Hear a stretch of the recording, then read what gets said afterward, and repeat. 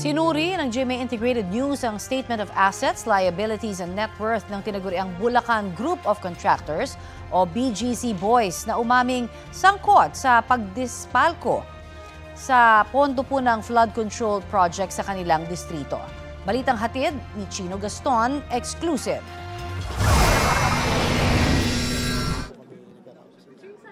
Dating District Engineer Henry Alcantara, dating Assistant District Engineer Bryce Hernandez at dating Assistant Engineer JP Mendoza.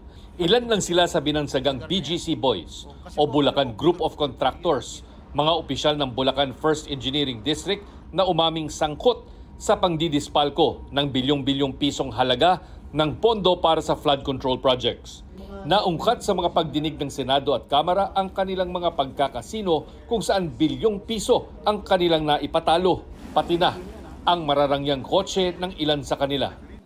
Nakuha ng GMA Integrated News Research ang ilan sa kanilang mga statements of assets, liabilities and net worth.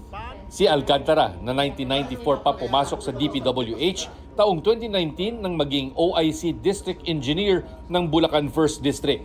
Sa kanyang SALN noong taon na yon, ang idineklara niyang net worth nasa mahigit 6.4 million pesos lamang. Ang kanyang assets nasa mahigit 6.7 million pesos. Pero kapansin-pansin na wala siyang idineklarang mga pag-aaring lupa o bahay. May 2 sasakyan lamang na nakasaad. Pagsapit ng 2020, nung ganap na district engineer na siya, umakyat sa mahigit 9.5 million pesos ang kanyang net worth dahil sa paglaki ng halaga ng jewelries at appliances, pera sa bangko, pati cash on hand. Wala siyang utang nung taong iyon, pero wala pa ring nakadeklarang real estate properties. Nagpatuloy ang pagtaas ng kanyang net worth sa 2021, 2022 at 2023. Hanggang nitong 2024, ang kanyang idineklarang net worth nasa 17.7 million pesos na.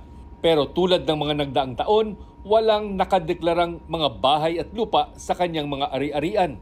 Wala rin siyang inilistang liabilities. Si Hernandez naman ang unang pumiyok sa mga BGC Boys at nagsabing nakinabang ang ilang senador sa mga kickback sa mga flood control project.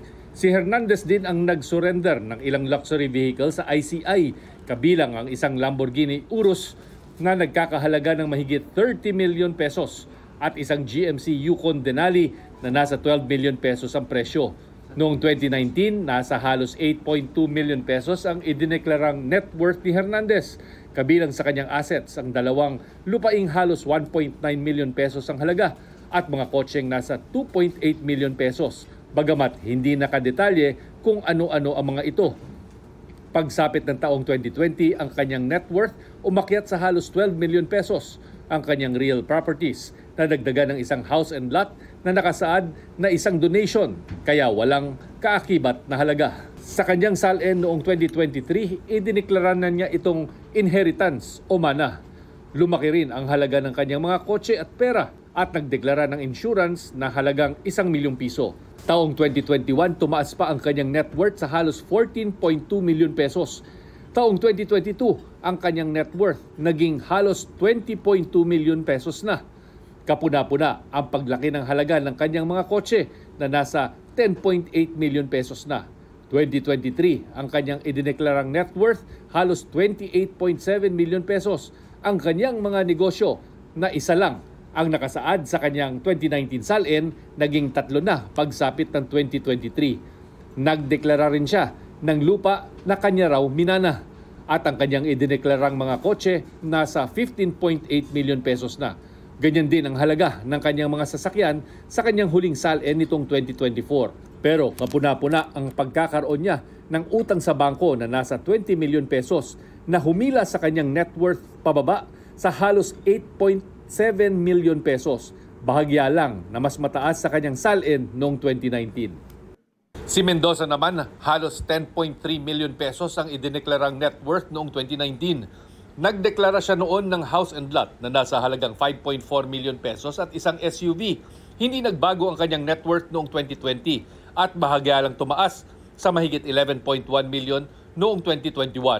Pero kapansin-pansin naman ang biglang pagtalon ng kanyang net worth sa halos 20.2 million noong 2022. Nadagdag sa kanyang mga assets noon ang isa pang lupain na kanya raw minana at pagtaas ng halaga ng kanyang mga sasakyan sa 9 million pesos. 2023, lalo pang lumago ang kanyang net worth sa mahigit 32.3 million pesos.